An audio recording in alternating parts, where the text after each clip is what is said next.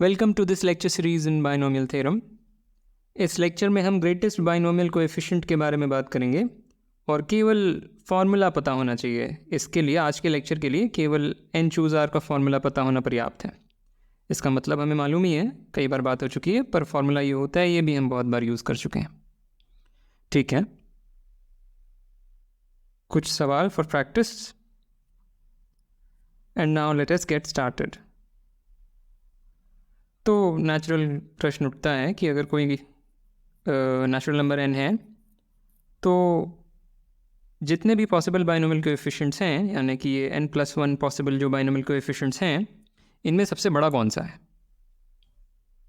क्या कोई general pattern है जिसको हम एक थ्योरम के रूप में बदल सकते हैं? तो थोड़े एग्जांपल्स में देखते हैं क्या हो रहा है। तो जब n = 2 है तो ये तीन बाइनोमियल कोएफिशिएंट्स हैं जिसमें पहले की वैल्यू है पहला है 1, फिर 2 और फिर वापस से 1। तो इसमें जो सबसे बड़ा है वो ये वाला है।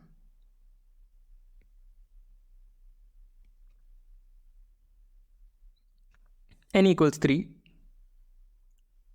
तो यहाँ पे वैल्यूज़ हैं 1, 3, 3, 1। तो यहाँ टाई हो गया, ये दोनों बराबर हैं और बाकियों से बड़े हैं।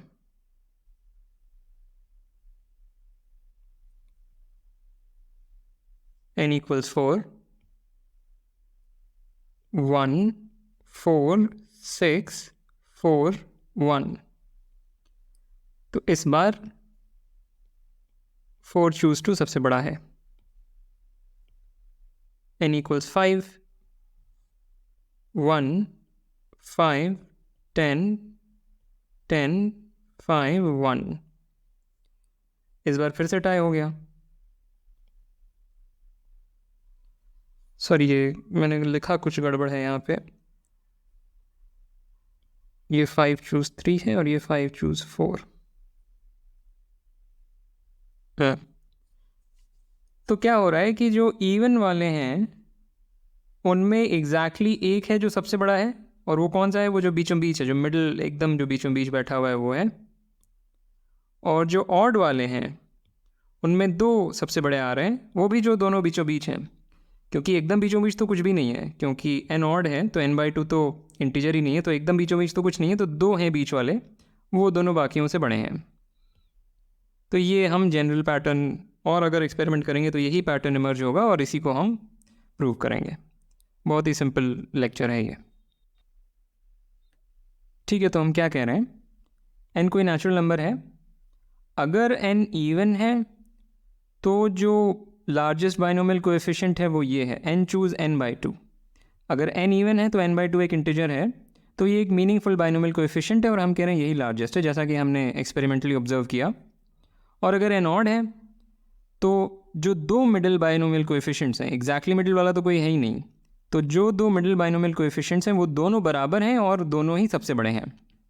ये बराबर क्यों हैं ये यहाँ से स्पष्ट है। अगर r की वैल्यू ये रख देंगे तो तुरंत आ जाएगा कि ये दोनों बराबर हैं, और हम कह रहे हैं यही दोनों सबसे बड़े हैं। ठीक है, तो ये हम सिद्ध करना चाहते हैं। तो सबसे पहले just to make my life simpler, मैं मान लेता हूं कि n इज एटलीस्ट 3।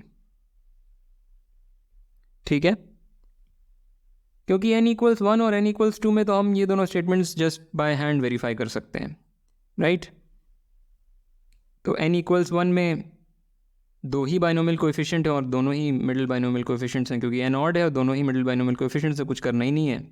और n = 2 में n वो इवन है, तो 2 choose 1, according to this statement 2 choose 1 should be the greatest binomial coefficient, जो कि वो है। हम हाथ से चेक कर सकते हैं, तो हम मान लेते हैं n इज एटलीस्ट 3। इसमें ही हम प्रूव करेंगे। तो let r be in this range, वो ऐसा चुना गया कि n choose r is the largest binomial coefficient। ठीक है, तो एक छोटा सा रिमार्क अगेन, ये just to avoid some headache. Clearly r ना तो ज़ीरो है और ना एन है। क्यों? क्योंकि अगर आर ज़ीरो है तो एन चूज़ आर की वैल्यू 1 है, पर क्लियरली जो लार्जेस्ट बाइनोमियल कोएफिशिएंट है उसकी वैल्यू 1 से ज़्यादा होगी, क्योंकि n इज़ एटलीस्ट 3। अगर n इज़ एटलीस्ट 3 तो n चूज़ 2 कम से कम 2 से तो बड़ा होगा ही होगा। Easy to check. So therefore अगर r is the index which is achieving the greatest binomial coefficient, तो r के नॉट बी ज़ीरो और n, क्योंकि उन दोनों पे तो हमें वैल्यू 1 मिल रही है, पर 1 से बड़ी तो हम ऑब्टेन कर ही सकते हैं। ठीक है, तो हम बेसिकली मान सकते हैं कि, और मान क्या सकते हैं, हमने सिद्ध ही कर दिया कि r कम से कम 1 जितना बड़ा है और n से स्ट्रिक्टली छोटा है। ओके, नाउ सिंस ये सबसे बड़ा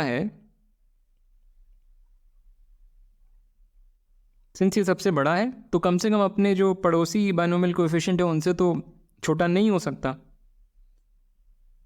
ये तो सभी से, मतलब जितने भी बाइनोमियल कोएफिशिएंट हैं, n चूज़ 0, n चूज़ 1 से लेकर n चूज़ n, इन सब में सबसे बड़ा ये है, तो कम से कम अपने पड़ोसियों से तो बड़ा है ही। और इसके पड़ोसी कौन है? n चूज़ r माइनस 1 और n चूज़ r प्लस 1। ये दोनों बातें आवश्यक हैं। अगर ये सबसे बड़ा है तो ये दोनों चीज़ें आवश्यक हैं। हम नहीं कह रहे हैं ये पर्याप्त है, हम बस इतना ही कह रहे हैं ये आवश्यक है। पर्याप्त भी है वो बात अलग है, पर हम ऐसा कुछ कह नहीं रहे हैं। पर वो पर्याप्त है थोड़ा रीजनिंग के बाद। एकदम अभी इस स्टेप पे हम बस इतना ही कह सकते हैं ये आवश्यक है। ठीक है, तो अब इसको देखते हैं ये किसकी इक्विवेलेंट है। दिस कंडीशन, ये जो इनइक्वालिटी लिखी है, ये इक्विवेलेंट है। बाइनोमियल थ्योरम का फॉर्मूला बाइनोमियल कोएफिशिएंट का फॉर्मूला यूज़ किया। तो ये जो चीज़ लिखी है, क्या लिखी है? लिखी है n factorial divided by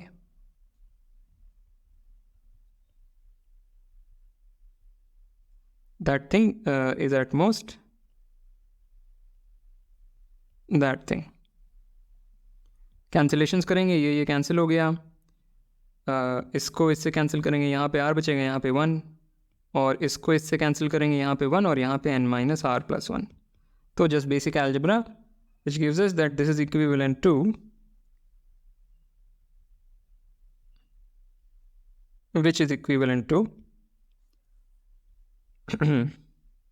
note that since r 0 नहीं था, ये सारी रीजनिंग इसलिए करी थी कि यहाँ पे जो हेडेक है वो ना हो, क्योंकि r 0 नहीं है, ये लेजिटिमेट है ये सब चीज़ें। अगर r 0 होता तो हम ये कैंसिलेशन जो कर रहे हैं कर ही नहीं पाते, क्योंकि r माइनस 1 नेगेटिव हो जाता, उसका सेंस ही नहीं बनता, राइट। सो इसलिए ये सारी रीजनिंग करी थी बस।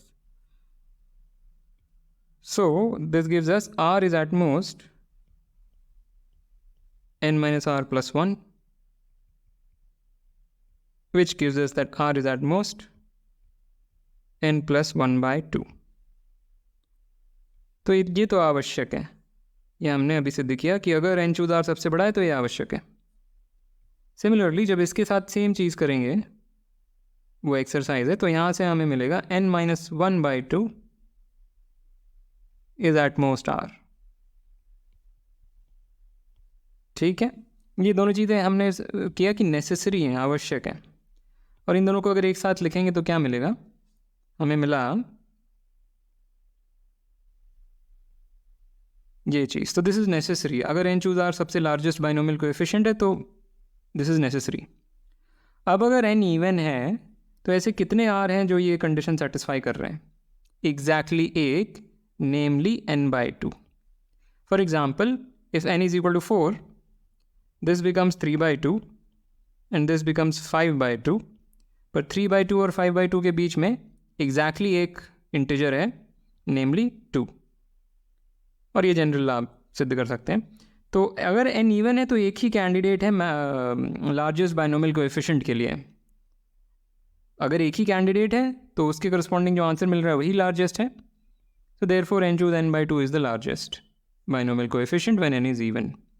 अगर n ऑड है तो हमने पहले ही देखा कि इनके करस्पॉन्डिंग जो बाइनोमियल कोएफिशिएंट है दोनों बराबर हैं, और सिंस यही दोनों कैंडिडेट्स हैं r के लिए, राइट, ये दोनों के एग्जैक्टली बीच में तो कोई भी नंबर नहीं है, ये दोनों खुद इंटीजर्स हैं, और ये दोनों, इनके करस्पॉन्डिंग जो बाइनोमियल कोएफिशिएंट है वो बराबर है। तो सिंस यही दोनों कैंडिडेट्स हैं तो इन्हीं दोनों के करस्पॉन्डिंग जो मिलेगा वो लार्जेस्ट है, और वही यहाँ पे लिखा हुआ है। तो कुछ नहीं है, बड़ा सरल सा proof. And with that I want to end this lecture. As usual, like, comment, share, subscribe, and I will see you next time.